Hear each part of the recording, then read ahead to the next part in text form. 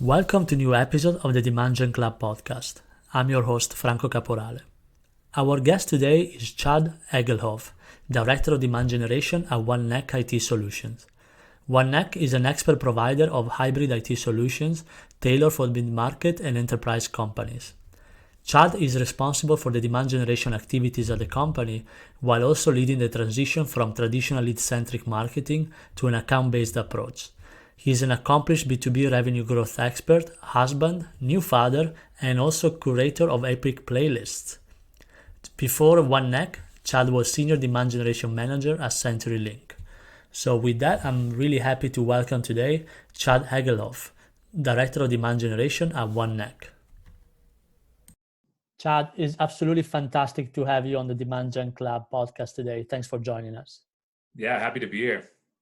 So I would love to begin with a little bit about your background, how you got started with B2B demand generation to then end up in your current role at OneNeck.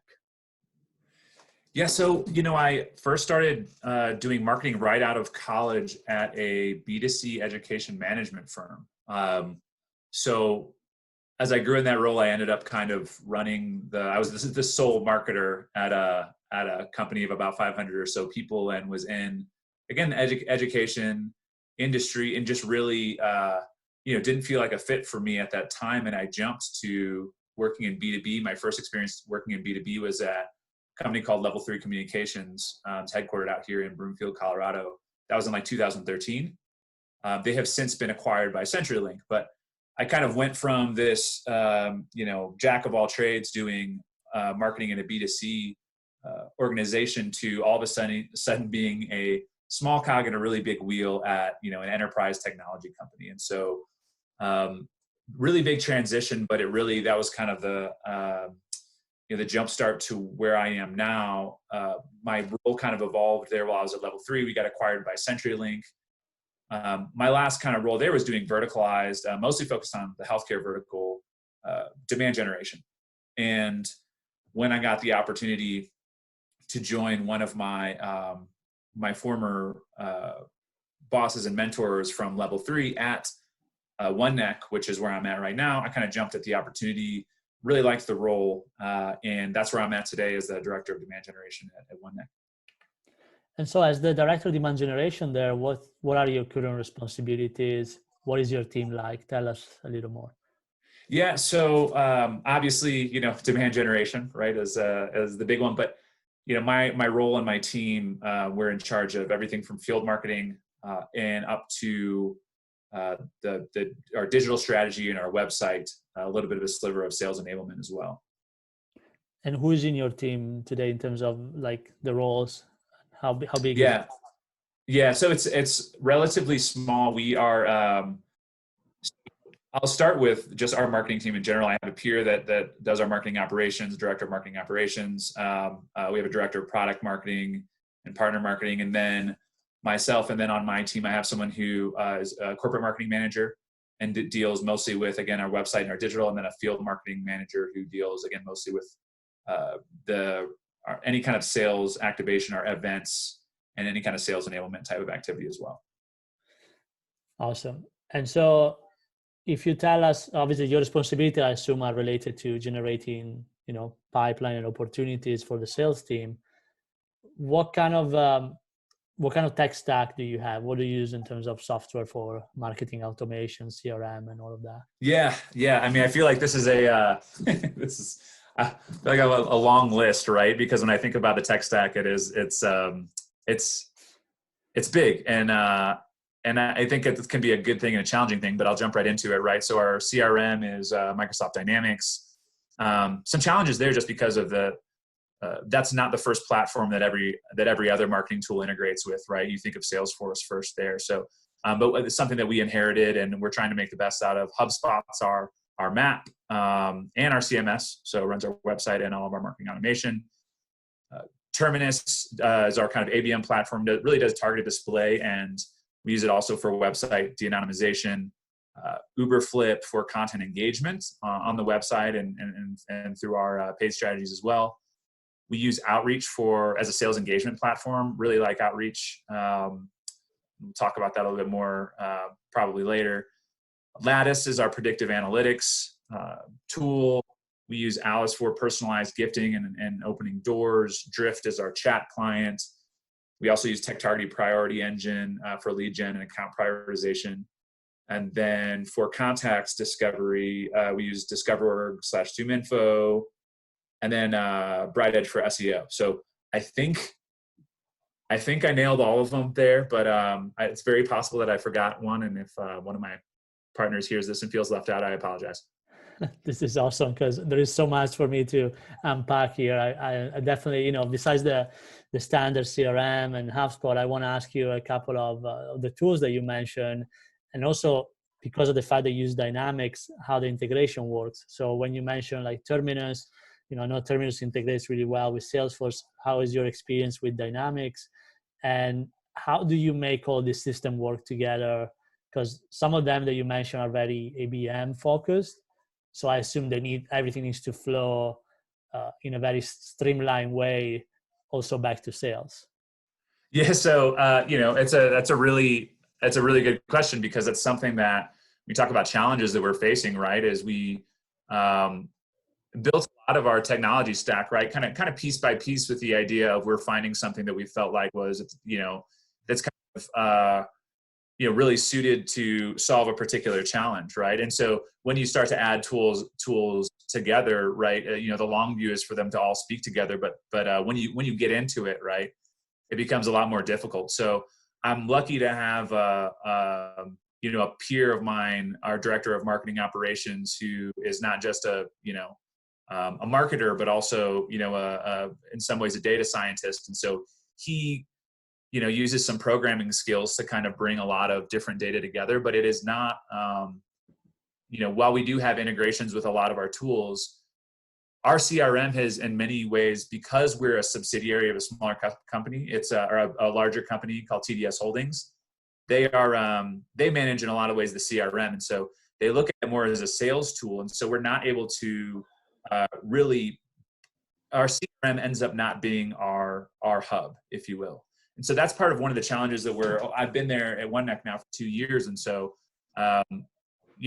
building this tech stack, right, has been one of the things that we've been doing over the past 2 years. And now that we feel like we've got this great foundation, we're currently investigating, do we need to bring on an iPaaS vendor? Like we kind of looking into CDP platforms. How do we bring all this data together? And we've got the ability to do that. It's just a very manual process right now. So a lot of different data, and normalizing that data, right, getting to one account of record or customer of record, right, is that's challenging, because Terminus calls something one thing, our CRM calls something, a different name, right? And all these different tools, right, where you have, you can identify based on an email address, right, as an example, for contacts, but it accounts, you're probably keying off of the URL, right? But it's just not available in every case when you've got, say, a salesperson uploading an account in Microsoft Dynamics, right? Historically, anyhow, it's a very tricky subject or topic to get into, but it's something that's been a huge challenge for us, and a lot of it has been kind of elbow grease and some SQL programming on the back end. But we've gotten to a place where we can see what's happening at an account. Right now, it's just trying to scale that and make it easier for us to see all that data without so much work. Yeah, I mean, some of the challenges I can envision right away with all these different platforms and data in different format is obviously, number one, tracking attribution, which I'm going to ask you in a second how you guys do that. But number two is also from a sales alignment perspective, how you guys make sure that you're not stepping on each other's toes, or like, certain accounts are being contacted Right. by multiple parties at the same time. Yeah. Is there a process for that? Yeah. So, we use CRM as kind of our account master from that standpoint, but we do, outreach is where we are doing a lot of our sales engagement. So any of our outbound sales activity, right, is happening through outreach now. And so that we do have the ability to make sure that, there's not any account conflict there, because they have the ability to basically have an owner, right? And so we're working right now, again, because outreach is also relatively new for us in the grand scheme of things. And so we're working to integrate that right now into CRM. But all those integrations, things that you would like to have and easily turn on, haven't been as available for us because of some of the challenges that we face with our corporate structure. But yeah, it's a challenge, right? And how do you get all that data back to the sales team, right? And so again, that's something that we're currently in the midst of still solving. We do it, but again, not really well at scale yet, but with something we're working on. From your point of view, what kind of metrics do you monitor, knowing all of this kind of workflows that you have in place, and knowing the use dynamics as a central focus point of all the data? What are the metrics that you and your team monitor very closely? Yeah, I mean, so there's obviously quite a few, right? I mean, to me, the end all be all of and the reason that I'm employed is opportunities and pipeline, right? So that's the thing that there's a lot of different metrics for in different kinds of for different channels, right, that we're monitoring. But the main one really is our pipeline and really our percentage of the pipeline. How many opportunities are we driving? How many new logos are we able to penetrate and get appointments for our sales team? Those are kind of the main things that I really, everything else leads into that, right? But that's kind of my lagging indicators that I'm really focused on. So a common kind of, not misconception, but a common issue is, especially with enterprise demand generation and sales, you mentioned how many opportunities do we drive for the sales team. What is your definition of an opportunity that is quote unquote sourced by marketing or influenced by marketing? What are you guys tracking? Is there one marketing touch enough to count that opportunities, or you need to have the last touch? Like, how you guys identify that? Yeah, so getting into attribution is another thing that's a tricky topic. Right now, we're doing mostly this last touch attribution. I'd say our attribution is relatively unsophisticated at the moment. But that said, we're looking at actual sourcing, right, of opportunities. So we're trying to find, no matter what tactic it is, that we had that touch, that we are kind of a pre-opportunity there, right? For the most part, it happens through leads, through our CRM system, right? A lead comes in, whether it's from an event or from direct mail, or it's inbound off our website, right? All the different sources and channels that you have. And then we generally use that kind of last touch, turn that into a lead in CRM, and that works as a pre-opportunity for us. So when that lead is converted into an opportunity, we're then measuring attribution that way. We'll also go in the back end and try and comb for things where we know that there's maybe that linkage didn't happen, and so it can get a little messy. But as far as an attribution model, right now we're just mostly focused on last touch. But it's really, when I think about attribution, it is important from a standpoint of trying to really figure out that ROI. And if I'm having a conversation with my CFO around the particular value of a specific platform or a specific channel, and really also trying to kind of measure that, what's really driving our success. That is, attribution is important from that standpoint. But one of the things that we're really trying to build more into is an understanding of, the marketing ecosystem as a whole, right? When we're focused around a certain set of accounts, it's very likely that we're going to have this kind of omni-channel around, we've got multiple channels going out to the same accounts, and there's going to be a lot of different touches. And for us to be able to see that entire journey at the account level and be able to see all the different touches that hit that account and generated that kind of lift for those accounts where we're focused versus where we're not, and to see those opportunities come into those accounts where we're focused, that's from some of the reporting that we're trying to change. And from that standpoint, when I can see as a marketer, outside of measuring success or measuring effectiveness, I am not so concerned as to which platform gets credit per se. I more want to build an engine that works overall that's driving those opportunities and driving that pipeline by that kind of omni-channel kind of combined approach to the accounts that are good fits and that we really care about. Yeah, I think of an issue with this is a lot of time, and I see it in a lot of companies having this marketing versus sales mentality of saying, is that credit to marketing or sales? And that doesn't work really well when you're trying to Right. do ABM, right? Yeah, I mean, my communication with, I would say our alignment with the sales team has really grown.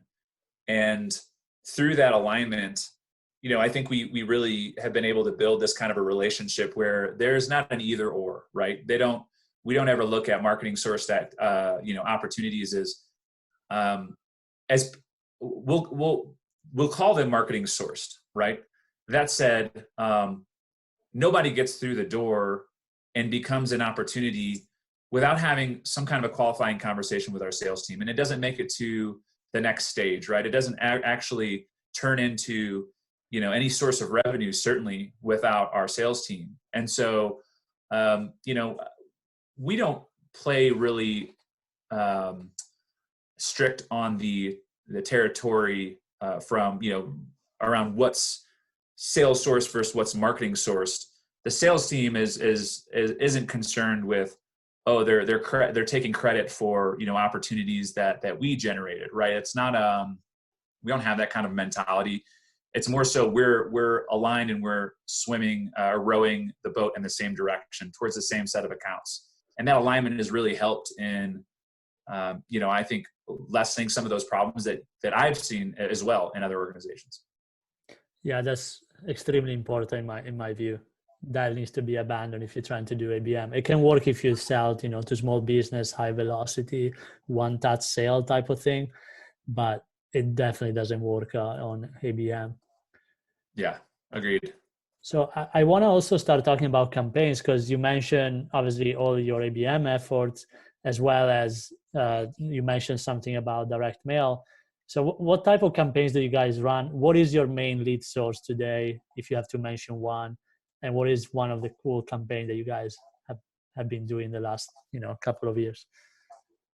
Yeah. So, our I would say from a standpoint of, what's our most effective source? This one isn't really sexy, right? It's not really exciting, but I think it's, it's foundational, right? Our inbound website leads, generally from organic search traffic, right? It continue to be our best performing source and lead to the most wins for us, right? And that's a big, I'm a big proponent of, getting SEO right, and really focusing on your website.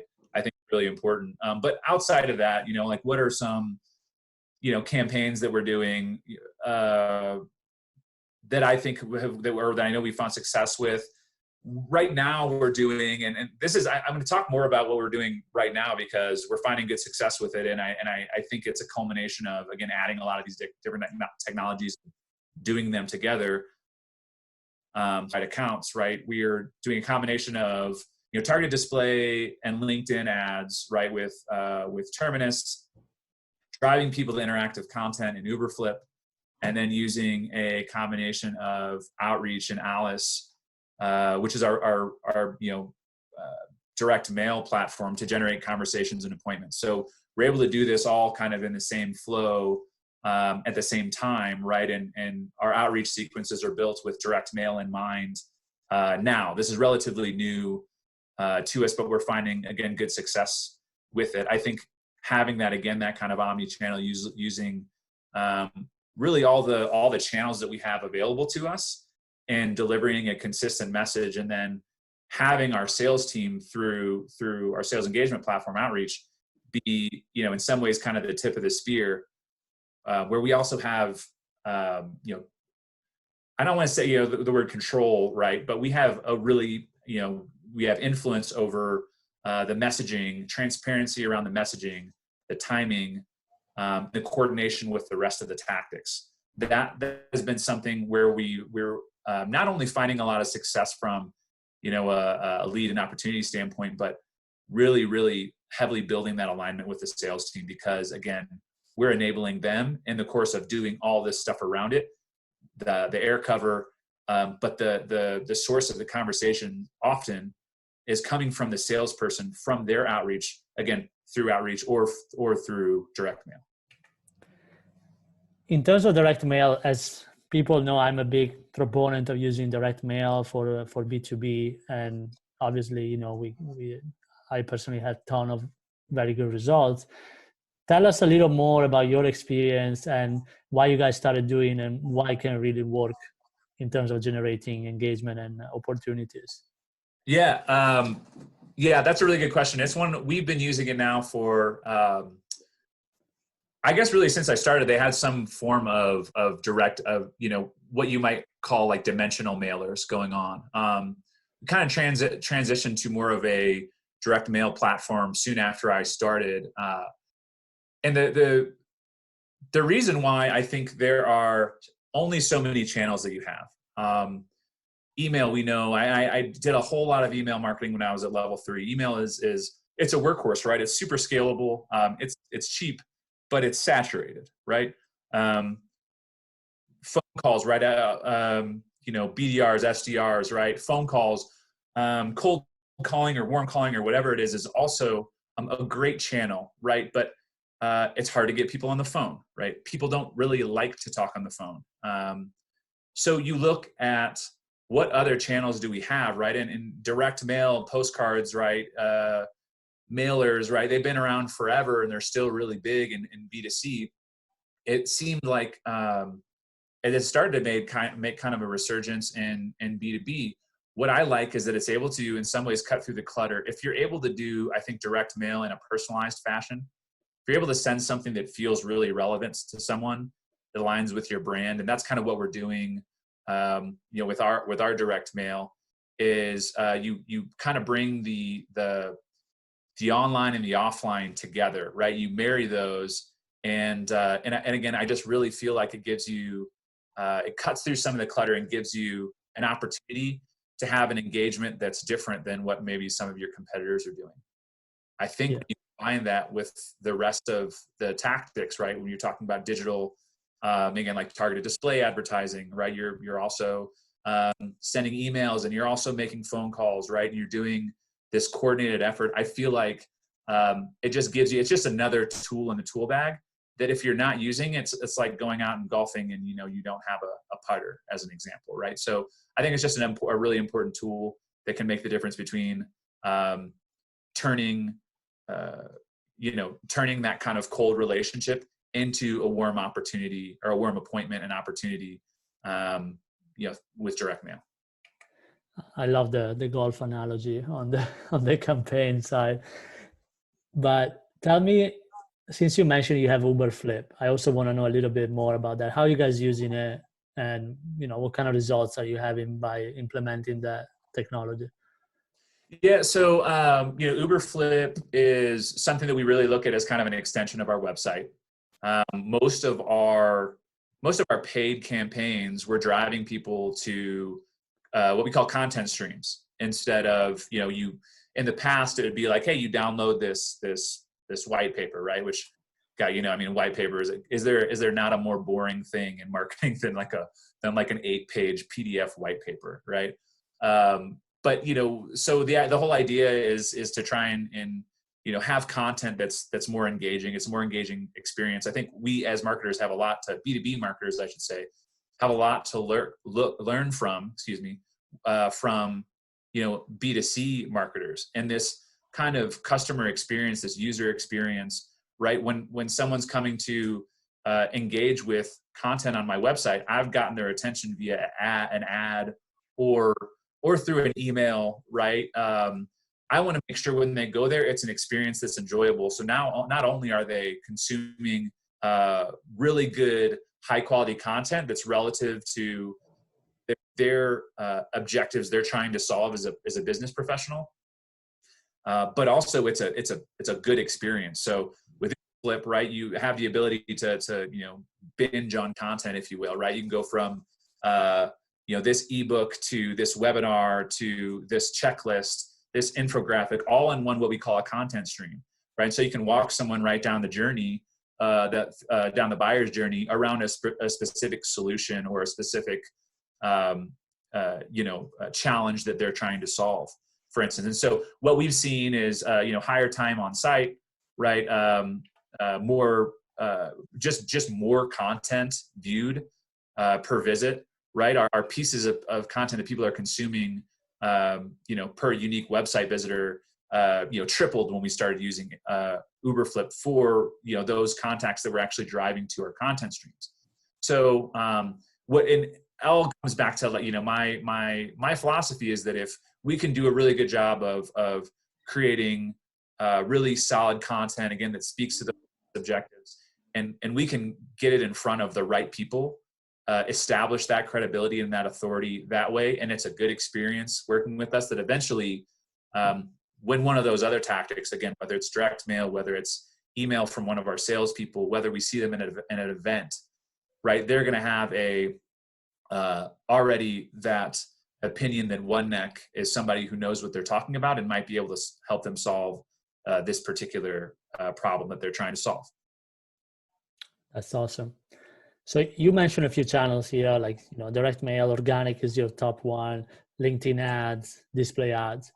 Is there a channel that you tried maybe in your current role or even in the past and it didn't work well for a B2B demand generation, didn't generate the leads that you expected and you kind of shut it down?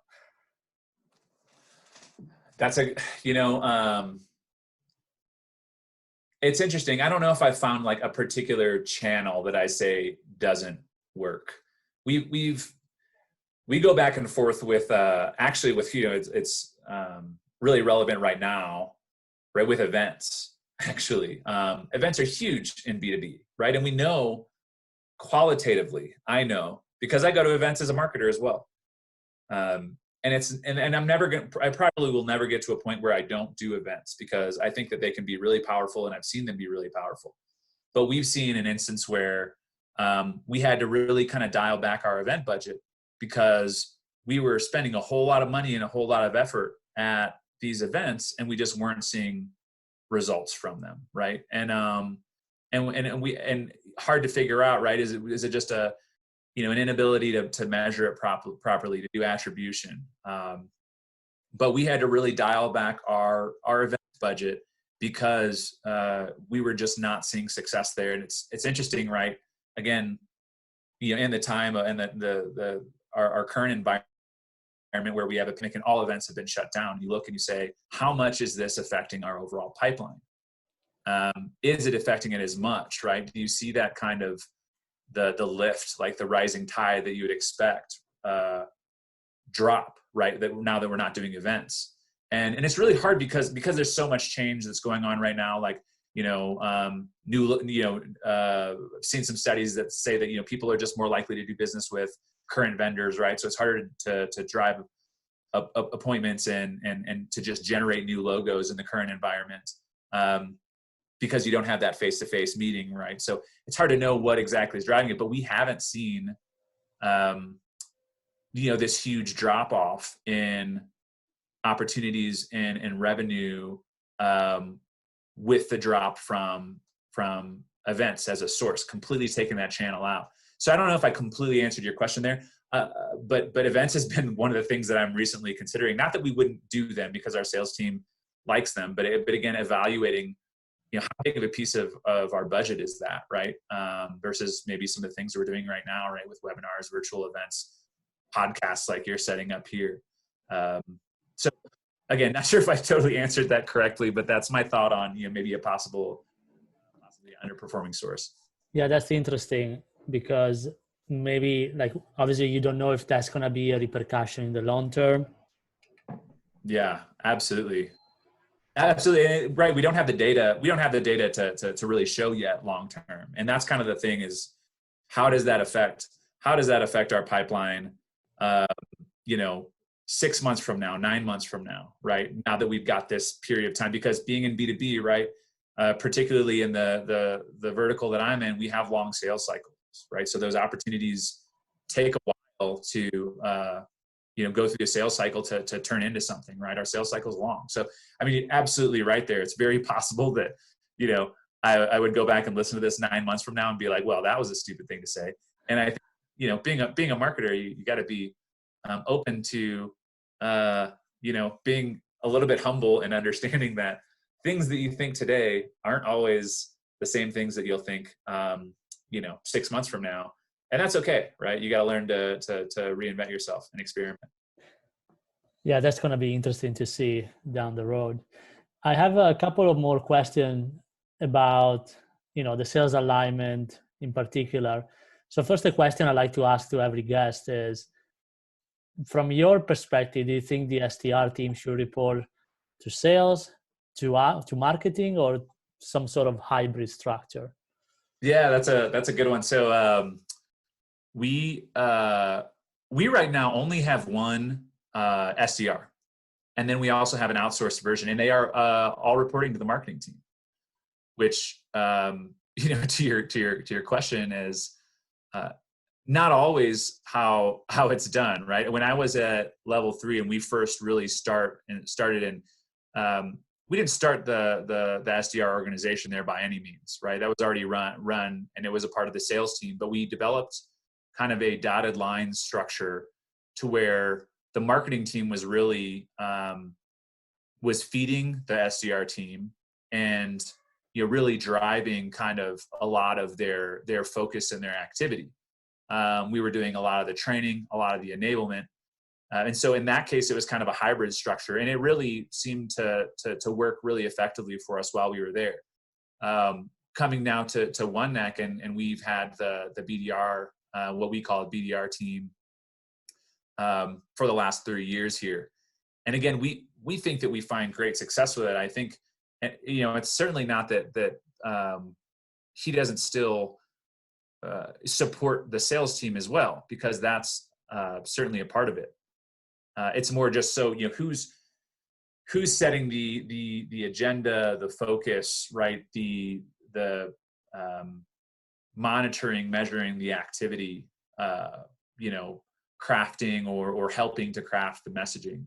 All that stuff, I think, really makes sense from a marketing standpoint, but it's not going to be successful, and that you're always going to be being undermined if you're not doing a good job of really supporting that sales team with those BDRs, SDRs. So I think if you're going to own it as someone on the marketing team, or if the marketing team is going to own it, you have to have that alignment with the sales team. Otherwise, you're setting yourself up, to be undermined, because that a lot of salespeople, if they're not feeling the love there, if they're not feeling that alignment, they're going to want to own it, right? They're going to want to make sure that those people are working for them. So you got to make sure that you're, again, you're rowing the boat in the same direction.